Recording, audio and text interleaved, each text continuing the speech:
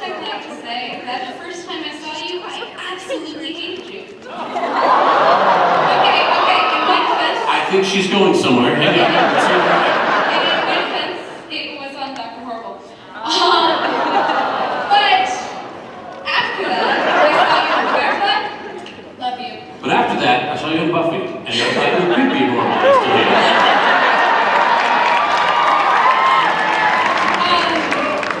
My question is, my family and I were waiting outside in line, and we thought it would be funny if we saw a famous person waiting in line for a famous person. So I was actually wondering who you would wait in line for to see at a convention. John Ratzenberg. I just did it today. I watched Cheers like crazy when I was a kid, and hearing his voice is like talking to family, because it's so familiar. I've heard it so much. When I hear his voice, I'm like, oh yeah, it's me. He doesn't know me. Anybody, pretty much anybody from the Star Trek universe.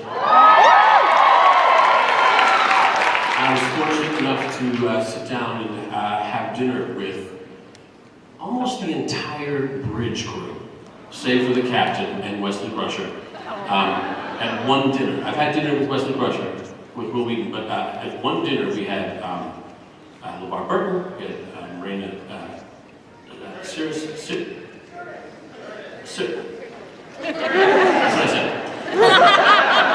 Jonathan Frakes, Brent Spiner, Michael Dorn, everybody was there. What a great time. Half the time I'm nudging the guy next to me. This is so cool, I had dinner with Star Trek. And Brent Spiner says, you've told me 6 times.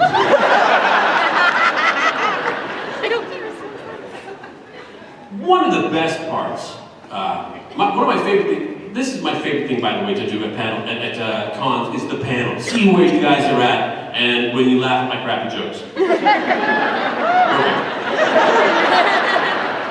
Second favorite thing, I get to meet all these guys backstage. It's kind of like being in a secret club. Hey, I don't know you, and I don't know you, but I was signing autographs next to you, and I saw you in Toronto last summer. Yeah, we're in the same club. It's great. It's a lot of fun. Pretty much anybody.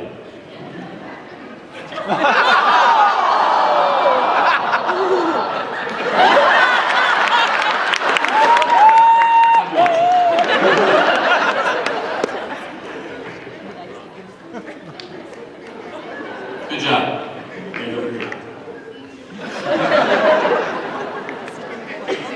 Hi. No, hi to you.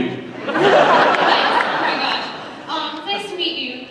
So I was just wondering, what has been the most rewarding experience on Castle? Oh, that's a good question. The most rewarding experience on Castle. I never had a job last this long. This is weird. We're about to start season 7.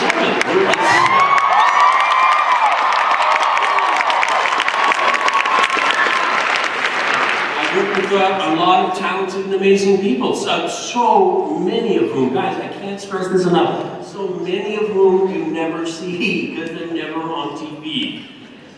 A huge crew of really incredibly hardworking people who are incredibly talented, who love their jobs, and who are a pleasure to be around. I want to remind you of an episode. I don't know which one it was Castle. There's been a lot, and I'm an old man, so. I was in the interrogation room. It's Beckett, it's Castle, and we're talking to some kind of rapper guy. He goes, I'm so glad I'm being arrested because it ups my street cred. You know what I'm talking about? He says, am I going to get my mugshot taken out because I brought my lighting guy? I said, guys, we have nothing but lighting guys here. Let's get the creepiest looking one and put him outside the window. So we did.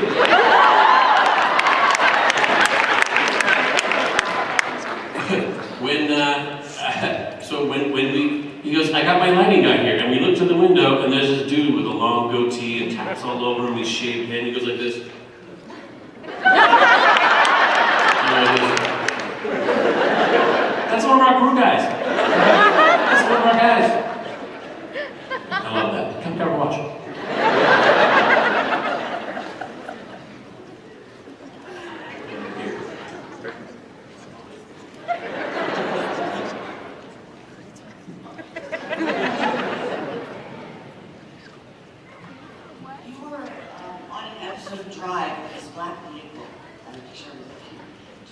that I was curious about the make and model.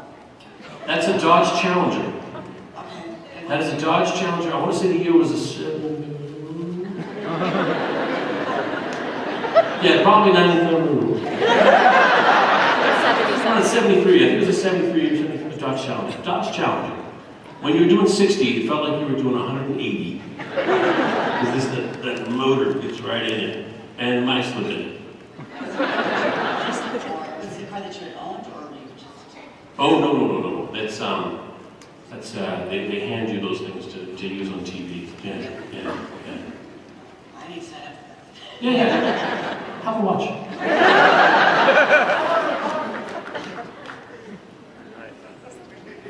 Thank you, Rachel. Hi, And you are? Kayla. Kayla? Someone's standing behind you. Don't look. I just wanted to know, since it's probably really silly to ask who your favorite character you've ever played is, I wanted to know what was your favorite part about playing Captain Mal? I learned a lot playing Captain Malcolm Reynolds. I learned a lot. I learned lots and lots.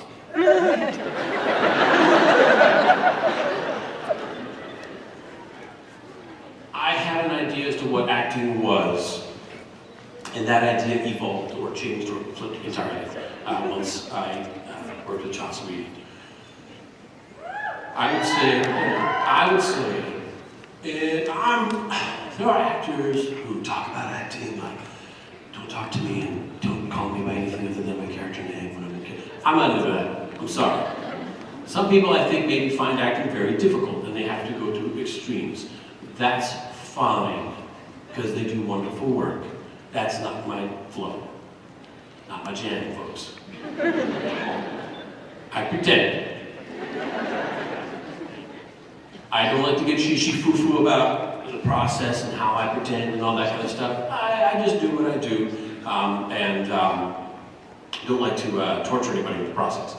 However, there were times, it's goofy, I know, there were times when we were filming Firefly, when everybody's looking at you, and they're talking at you, and they're calling you captain, and they're talking to you like they're the captain, and you're sitting in the chair like you're the captain, and sometimes, for a second, you feel like you're the captain.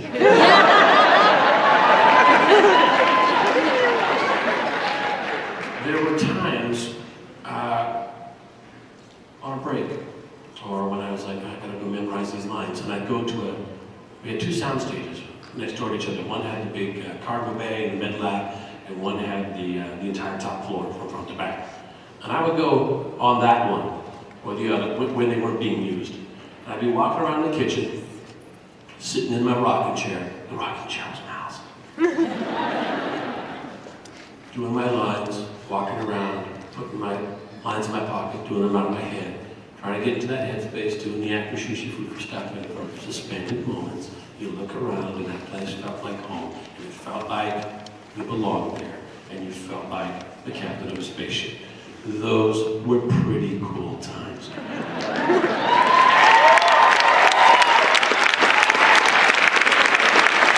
Come back and watch.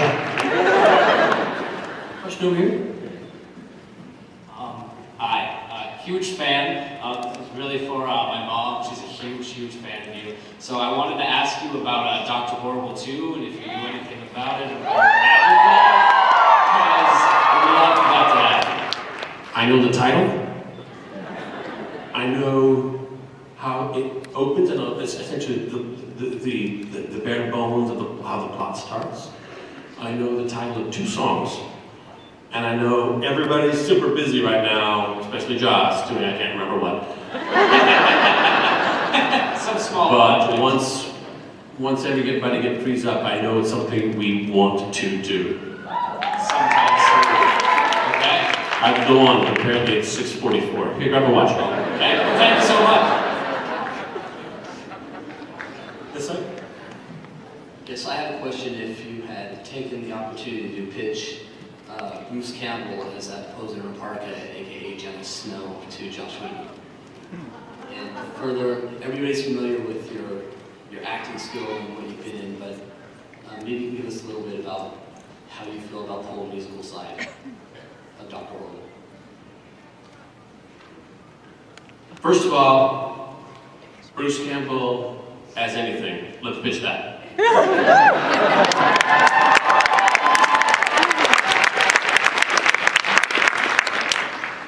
I've had Bruce Campbell to my home, little parties I had at the house and whatnot, and Bruce Campbell comes, and people come up to me and go, "Oh my God, you'll never believe who I just met." Bruce Campbell? Yes! He's awesome! But like, for real. He makes quite an impression. He's a really great guy. Yes, I would pitch him for anything. The second part of the question was, how do I feel about the musical aspect of Dr. Horrible? Was that it? Sure. As a rule, when Joss Whedon calls and says, "Hey, would you like to?" you say yes. That's the rule. And he called me and he said, "Hey, my brothers and I, and we wrote this thing, and we're writing it now, and it's going to be pretty funny. It's going to be great. It's called Dr. Horrible Sing Along Blog, and it's going to be Neil Patrick Harris. We want you to come in and play the superhero who's the dick, who ruins his life." I said, "Yeah! I want to ruin Neil Patrick Harris's life!" "Oh, you pretend." So I said, "Yeah," and he said, "And it's a musical." I went,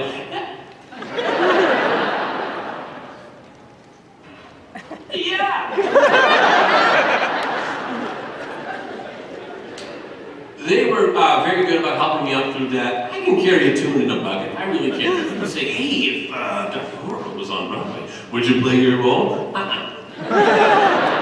Sorry, man. If Mr. and Mrs. Smith come 2,000 miles from I don't know where in the United States or across the oceans to say, "I want to see a Broadway show," and they wait in line and they pay the big money and they get in the seats, they're dressed up and the curtains open and I start singing, sorry, that's Broadway? There's incredibly talented, well-trained people for that job. Like Neil Patrick Harris. He was ruining my life. By raising the bar every time. Thanks.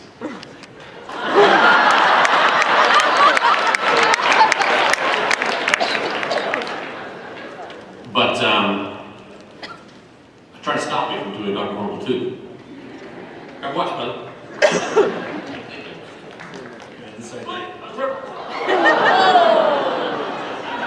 You've got another eye, right? Put pressure on that.